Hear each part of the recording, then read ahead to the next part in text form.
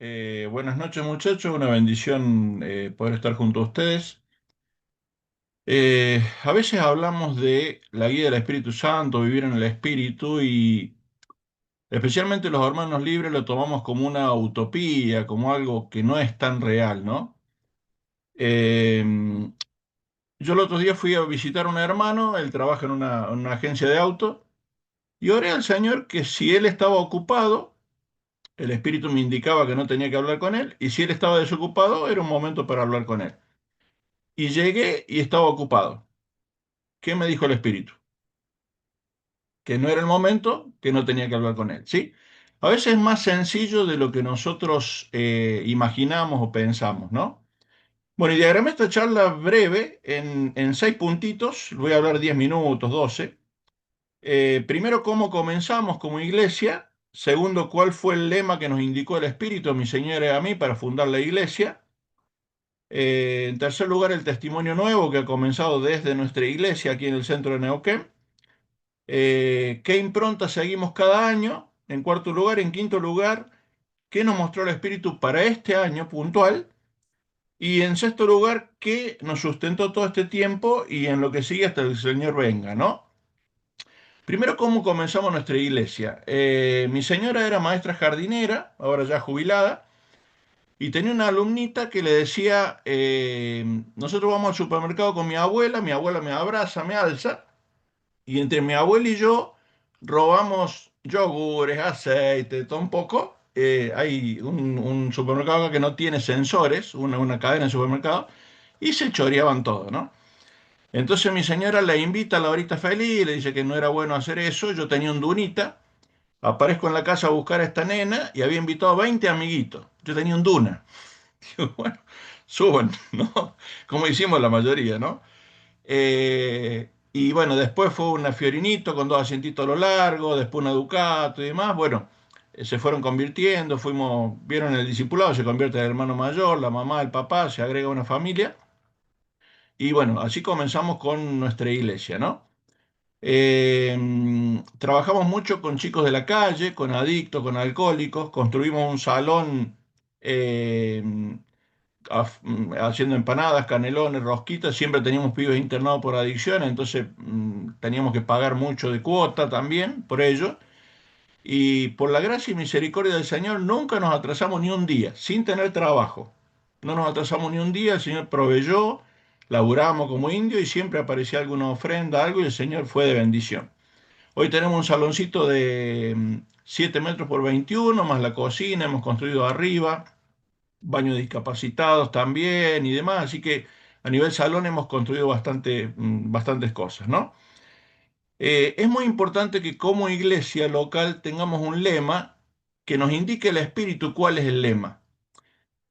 Muchas veces uno pregunta a algunos hermanos, ancianos, ¿cuál es el lema de la iglesia de ustedes, donde el Señor te puso? Y uno dice, bueno, evangelizar, hacer discípulos, sí, eso es para todos. Pero tenemos que orar puntualmente a ver cuál es el lema que el Espíritu pone para esa iglesia local, ¿sí?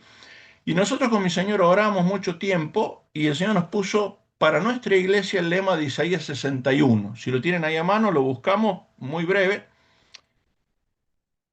Isaías 61, del 1 al 4. Ese es el llamado que entendimos nosotros para nuestra iglesia local, ¿no?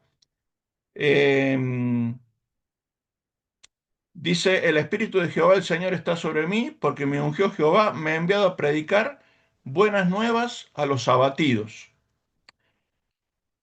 a vendar a los quebrantados de corazón, a publicar libertad a los cautivos, a los presos, apertura de la cárcel, ¿sí? Y el verso 4 dice, reedificarán las ruinas antiguas y levantarán los asolamientos primeros y restaurarán las ciudades arruinadas, los escombros de muchas generaciones.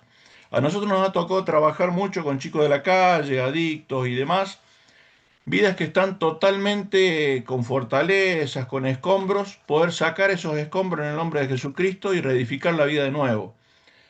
Si uno sabe un poquito de albañilería, nunca se pueden pegar ladrillos arriba de los escombros. Por más buen albañil que sea, se va a caer todo de nuevo. En el nombre del Señor hay que quitar esos escombros y edificar de nuevo la vida en Cristo, ¿sí? Por la gracia y misericordia de Dios, el Señor promete que va a llevar esa obra adelante, es un versículo que voy a mencionar al final, y nos basamos mucho en eso, ¿no? En tercer lugar, hemos comenzado un testimonio nuevo aquí en el centro de Neuquén. Una de mis hijas, mi segunda hija, Pimpo, Lisette, con el marido, empezaron un testimonio en el centro. Y nosotros cuando empezamos, con mi señora empezamos solos, con un matrimonio que después nos secundaba, pero nos costó muchísimo la obra empezando solos. Entonces les aconsejamos si había hermanos que habían orado y sentían de ir con ellos, que fueran a colaborar a este testimonio nuevo y se fueron tres matrimonios más. O sea, ellos y tres matrimonios más, cuatro matrimonios, ya se le hace un poquito más fácil, digamos, el trabajo, el inicio y demás, pero eran matrimonios de liderazgo. Tres de ellos eran matrimonios de liderazgo. Entonces, uno dice, bueno, pero se nos debilita la iglesia nuestra. Uno a veces sin una visión misionera lo ve de esa manera, ¿no? No, hermano, siempre hay que verlo con una visión de multiplicación. Ellos se van, empieza un testimonio en el centro y aparecen otros dones, otros talentos, otras capacidades que el Señor despierta para que la iglesia pueda seguir adelante, ¿no? El Señor siempre lo hace. Tenemos que depender de Él nada más y Él lo va a hacer siempre, ¿no?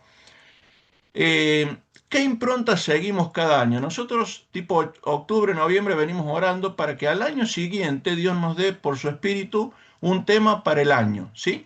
Por ejemplo, cuando construimos el salón de la iglesia, estudiamos el proyecto Nehemías, ¿no? Yo no tenía ni idea de construcción, hicimos un mapa de Neuquén, donde vivía cada hermano, cada hermana, eh, y buscamos un terreno que nos quedaba el lugar que nos habían prestado a 15, 20 cuadras, y buscamos un lugar que quedara en el centro para todos, y compramos un terreno, por fe, a 5 o 6 cuadras donde vivían todos los hermanos, ¿sí? Y el señor me dice, bueno, hay que construir el salón. Y yo le digo, bueno, yo no tenía idea de construcción, nunca había pegado dos ladrillos, la verdad. Tuve que hacer un paredón en el patio de mi casa, la casita del árbol de mi hija, y agarré con la mano así, cemento, arena acá al agua, mezclé el balde y le puse los ladrillos así. Y a la noche me ardían las manos mal, me había quemado la cal todo. Y el señor me dice que construir el salón. Bueno, digo, señor, ¿a quién va a mandar? Me dice, no, tenés que hacerlo vos. Digo yo, pero si yo no tengo ni idea de cómo pegar dos ladrillos. Bueno, un ingeniero nos hizo los planos, un ingeniero cristiano. Había un paraguayo acá que construía estructuras de edificios y demás, nos fue indicando. Bueno, hacemos la primera columna y le digo, chico, hay que poner algún puntal, algo. No, tío, así nomás. Bueno, chico de 14, 15 años, ¿no? Le mandamos, era de 3 metros, así que le mandamos madera y cuando la entramos a llenar, ¡grii! Hacía la columna, ¿no? Bueno, puntale para acá, puntale para allá. Nos salió horrible la primera columna, la segunda nos salió mejor, la tercera nos salió mejor, la última, la 12, nos salió perfecta, porque por bruto que uno sea, va aprendiendo, ¿no? Después cuando hubo que hacer revoque adentro, para que se den una idea, yo no tenía idea de plomada, yo la miraba así y decía, está más o menos, ¿no?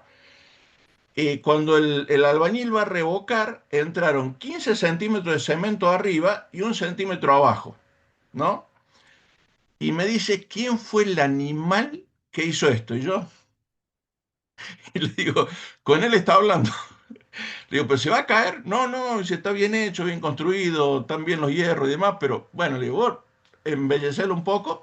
Y así fuimos construyendo y el Señor fue fiel, el Señor bendijo y hoy tenemos un saloncito, ¿no? Vuelvo al tema de cada año. Un año fue Proyecto Nehemías. El otro año fue sobre la gracia de Dios. Había chicos que habían vivido mucho tiempo en pecado y necesitaban entender de la gracia de Dios. Entonces diagramábamos todo lo que dice la Biblia en el original, hebreo y griego, sobre la gracia de Dios. Siempre vamos a lo original, no a las versiones y demás, ¿no? Después otro año fue GPS, guiados al paso siguiente. ¿Cómo ser guiado al paso siguiente? Trabajamos con el discipulado, como decía el hermano, y fue guiados al paso siguiente. Otro año fue creciendo más, y más era una sigla, mirando al Señor, mirando al siervo, mirando al sustituto, mirando al soberano, ¿sí? Y todos los años fue de esa manera. Y el año pasado estuvimos orando a ver cuál era la impronta para este año, y el Señor nos puso en el corazón Hechos 2, 42, 46 y 47. Dice ahí, si lo quieren buscar, Hechos 2, 42, la mayoría creo que lo conocen de memoria. Hechos 2, 42 dice, y perseveraban en la doctrina de los apóstoles, en la comunión unos con otros, en el partimiento del pan y en las oraciones, ¿sí? Verso 46 dice, y perseverando unánimes cada día en el templo y partiendo el pan en las casas, comían juntos con alegría y sencillez de corazón, alabando a Dios y teniendo favor con todo el pueblo. Y el Señor añadía cada día a la iglesia los que habían de ser salvos. ¿Cuándo añade el Señor cada día a la iglesia? Cuando nosotros perseveramos en la doctrina de los apóstoles, la comunión unos con otros, el partimiento del pan, las oraciones. ¿Sí? Entonces dividimos el grupo de la iglesia en cuatro. Uno que tenga que ver con la doctrina y enseñanza, otro que tenga que ver con comunión, cena del Señor, otro grupo que tenga que ver con las oraciones y otro grupo que tenga que ver con alabanza y adoración. Por ejemplo, alguien que está en enseñanza o tiene el don, se anota en el grupo, puede ser para niños, para adolescentes, para jóvenes, después hacemos la división. Pero esos fueron los cuatro grupos grandes, lo hacemos en el templo y en las casas. Fíjese que no dice en el templo o en las casas, ¿sí? Dice en el templo y en las casas. Hay hermanos que van a una reunión casera, a una célula y no van a la iglesia. O el que va a la reunión de la iglesia no va a la célula. Es en el templo y en las casas, ¿no? Y ahí dice, alabando a Dios, teniendo favor con todo el pueblo, y el Señor añadía cada día a la iglesia los que habían de ser salvos, ¿no? Y de hecho Él lo hace. Este domingo que viene tenemos 8 bautismos, toda gente nueva que le hemos podido predicar, y el Señor ha ganado para Él, ¿no? Eh, ¿Y qué nos ha servido a lo largo de todo este tiempo? ¿Sí? ¿Cuál ha sido lo que nos ha movido, ¿no? Eh, Mateo 16, 18, cuando dice, y también te digo que tú eres Pedro y sobre esta roca edificaré mi iglesia, ahí en el original griego dice, el Señor, yo edificaré mi iglesia. Eso nos ha sostenido a través del tiempo. Hermanos, si la iglesia dependiera de nosotros, pobre iglesia muchas veces, ¿no? Cuando nos bajoneamos, cuando no tenemos los resultados que esperamos y demás, pero nosotros con fe, creyendo que el Señor lleva adelante la iglesia, que ni las puertas del infierno ni el infierno mismo prevalecen contra ella, en momentos de bajón, en momentos de dificultad, en momentos de prueba, podemos orar y decir, Señor, vos llevas adelante tu iglesia, yo te creo. Es la única institución que tiene más de 20 siglos. Imperios, empresas y demás a través del tiempo desaparecieron. La iglesia sigue adelante. Y nadie la va a poder hacer desaparecer hasta que el Señor venga. Porque Él dijo, yo voy a edificar mi iglesia. Eso en primer lugar, ¿sí? En segundo lugar, este año estamos estudiando Génesis, vamos a estudiar la Biblia de tapa a tapa. Nos dimos cuenta que si uno, escuchaba un mensaje de Sujel Michelén, que si uno agarra un libro por la mitad, eh, hay cosas que no entiende si lo agarra a la mitad o al final, ¿no? ¿Qué personajes hubo antes y demás? Entonces empezamos a estudiar Génesis desde el capítulo 1, hemos estudiado ahora hasta el 3 exegéticamente desde el hebreo, y ahí el verso 1 dice, en el principio creó Dios los cielos y la tierra, y después dice que la tierra estaba desordenada y vacía, ¿no? Entre el 1 y el 2 sabemos que está la teoría de la brecha, puede haber sido un proceso de parte de Dios, como una taza de cerámica que antes fue barro y después es transformada en una horneada y demás, trabajada por el alfarero y termina siendo una vasija o un vaso. Y la otra es que haya habido ahí quizás la caída de Satanás, Isaías 14, Ezequiel 28. Los ángeles estaban en la creación porque Job dice que aplaudían cuando el Señor estaba creando, perdón. Y ahí dice el verso 2 que el Espíritu Santo de Dios se movía sobre la faz de las aguas. En ese caos, en ese desorden, el Espíritu Santo de Dios se movía.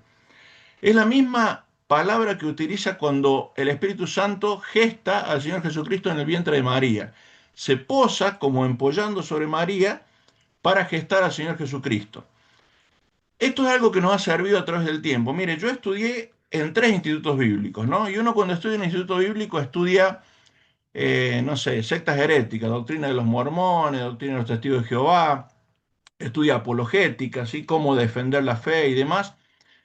Y yo le predico al que se me cruza, ¿sí? Yo veo una persona que no tiene a Cristo, percibo que a lo mejor no tiene a Cristo y me desespero por predicarle el Evangelio. Yo me imagino una vaca que va camino al matadero, ¿no? A veces desubicado, ¿no? No importa, yo le predico el Evangelio, le entrego un folleto, lo que fuere.